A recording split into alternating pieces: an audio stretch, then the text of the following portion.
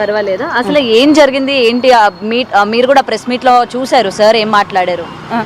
ఏం లేదండి, ఇప్పుడు వచ్చేసి ఏంటంటే ఇప్పుడు సినిమా కోసం అని వెళ్ళారు. సినిమా కోసం వెళ్ళినప్పుడు సినిమా గురించి మాట్లాడతారు. ఏ ఆర్టిస్ట్ అయినా సరే సినిమా గురించే మాట్లాడతారు. అసలు సినిమా ఆయన యాక్ట్ చేసింది కామెడీ, ఆ కామెడీ లాగానే ఆయన చెప్పారు. ఈ 100 గొర్రెల్లో 11 ఉంటాయి అని 11, 12, 10 అలాగా మనం మాట్లాడేశారు. మాట్లాడిన తర్వాత అది పెద్దగా ఎవరికి ఏం అనిపించట్లేదు.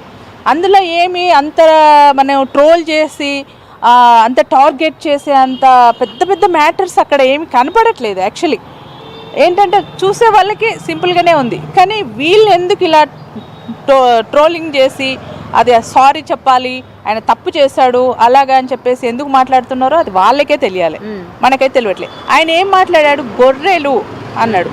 ఇప్పుడు ట్రోల్ చేసే వాళ్ళందరూ గొర్రెలు కాదు కదా, మనుషులు. కాబట్టి గొర్రెలకు కోపం రావాలి కానీ మనుషులకు ఎందుకు కోపం వస్తుంది? తర్వాత ఇది సినిమా గురించి మాట్లాడారు, రాజకీయం అందులో ఎత్తలేదు, అసలు ఎవరి పేరు తీయలేదు. అలాంటప్పుడు ఎందుకు ఈయన టార్గెట్ చేస్తున్నారు?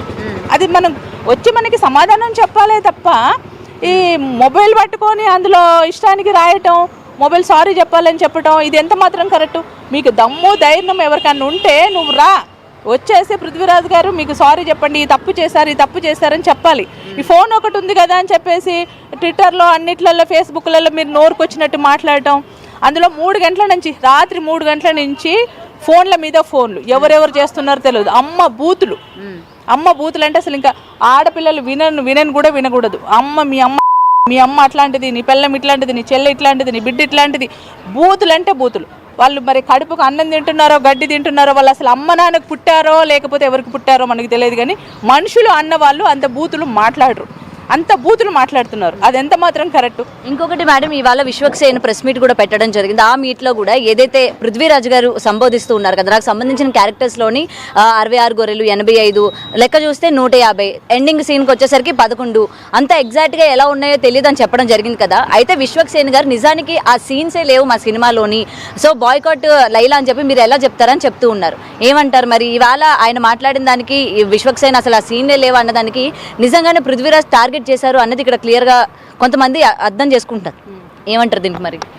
అందులో గొర్రెలు ఉన్నాయో లేవో మనకు తెలియదు, కానీ ఆయన చేసింది ఆయన మాట్లాడారు. అందులో గొర్రెలు ఉన్నాయా గొర్రెలు లేవా అన్నది డైరెక్టర్ గారికి తెలియాలి, యాక్టర్ హీరో గారికి తెలియాలి, చేసిన ఒక యాక్టర్ పృథ్వీరాజ్ గారికి తెలియాలి. కానీ అందులో ఎన్ని గొర్రెలు ఉన్నాయని మనకు తెలియదు. ఆయన గొర్రెల గురించి, ఆయనకి ఇచ్చిన సీన్స్ గురించి మాట్లాడాడు, కానీ రాజకీయం గురించి అసలు మాట్లాడలేదు. సారీ చెప్పేంత అవసరం కూడా లేదు. మన హీరో గారు ఏం చెప్తున్నారు, నేను సారీ చెప్తున్నాను మీరు మాట్లాడండి అని మనం ఫేస్బుక్లో అన్నిట్లో పెడుతుంటే విన్నాము. కానీ ఇప్పుడు మన జగన్ పార్టీ వాళ్ళు మాత్రమే వచ్చి ఆ సినిమా చూడరు కదా, తెలంగాణ వాళ్ళు చూస్తారు, అటు అన్ని కంట్రీల వాళ్ళు చూస్తారు కదా, అందరు చూస్తారు. వాళ్ళకి మాత్రం సారీ చెప్పాలి, వాళ్ళు మాత్రమే ట్రోలింగ్ పెడుతున్నారు. ఇప్పుడు రేపు ఇంకొక అతను పెడతారు, వాళ్ళకి సారీ చెప్తామా? వీళ్ళు ఎల్లుండి ఇంకొక అతను ట్రోలింగ్ పెడతాడు, ఇష్టానికి మాట్లాడతారు, వాళ్ళకి సారీ చెప్తారా? పెట్టిన వాళ్ళందరికీ సారీ చెప్పుకుంటూ మనం వెళ్తుంటే ఇంకా మనం మన లైఫ్ ఎక్కడ ఉంటుంది? సారీలలోనే వెళ్ళిపోతుంది. అక్కడ వచ్చేసి ఆ గొర్రెలు ఉన్నాయో లేవో మనకు తెలియదు. డైరెక్టర్ గారు కథ రాశాడు, ఇలా చేయమన్నారు, అలా చేశారు, అంతే. అదే ప్రజల ముందు ఆయన కామెడీ ఆర్టిస్టు కాబట్టి కామెడీ లాగా చెప్పాడు. ఓకే, అంతేగాని ఎవరిని ఉద్దేశించి చెప్పలే. ఇది మాత్రం గ్యారంటీగా చెప్తున్నాను నేను. ఎవరిని ఉద్దేశించి అసలు మాట్లాడలేదు.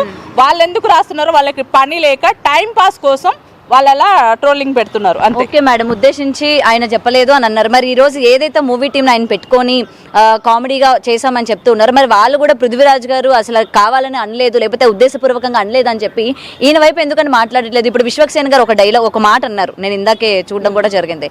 అసలు ఆ వయసుతో వస్తుంది, అతని వయసుకి అతను మాట్లాడాల్సిన మాటలకి మనం చెప్పాల్సిన అవసరం లేదు కదా, అతను కొంచెం అదుపులో పెట్టుకొని మాట్లాడాలి, అది కూడా నేను ఫీజులు ఇచ్చి ఇంట్లోని ట్రైనింగ్ సెంటర్ పెట్టి నేను చెప్పాల్సిన అవసరం నాకు లేదు కదా అని ఒక డైలాగ్ చెప్పడం జరిగింది. మరి దీనికి ఏం చెప్తారు? మరి ఈరోజు సినిమా ప్రమోషన్ చేసుకుంటున్నాడేమో అనుకుంటున్నా. ఇలాగన్నా పబ్లిసిటీ అవుతుంది కదా మూవీ. సైలెంట్గా ఒక సినిమా రిలీజ్ చేస్తే, నేను ఒక సినిమా చేశాను, సైలెంట్గా రిలీజ్ చేశాను, ఎవరు పట్టించుకోలేదు. ఇలాగ ఒకరి మీద బ్లేమ్ వేసి ఒకరిని చిన్న మ్యాటర్ని పెద్దగా చేస్తే అది ఎక్కువ పబ్లిసిటీ అయిపోతుంది. సో అందరు ఏముంది అందులో అని చూస్తారు కదా, ఇది ఒక పబ్లిసిటీ అనుకోవాలి, అంతేగాని ఇది పెద్ద మ్యాటర్ అయితే కాదు. కేవలం పబ్లిసిటీ ప్రమోషన్స్ కోసం. ఇప్పుడు నా సినిమా హిట్ అవ్వాలంటే పక్కతను ఒక గొర్రె, ఆ గొర్రెని బలి చేయాల, అంతే. ప్రమోషన్స్ కోసం వీళ్ళు ఆడుతున్న ఇది అని నేను అనుకుంటున్నా అంతే.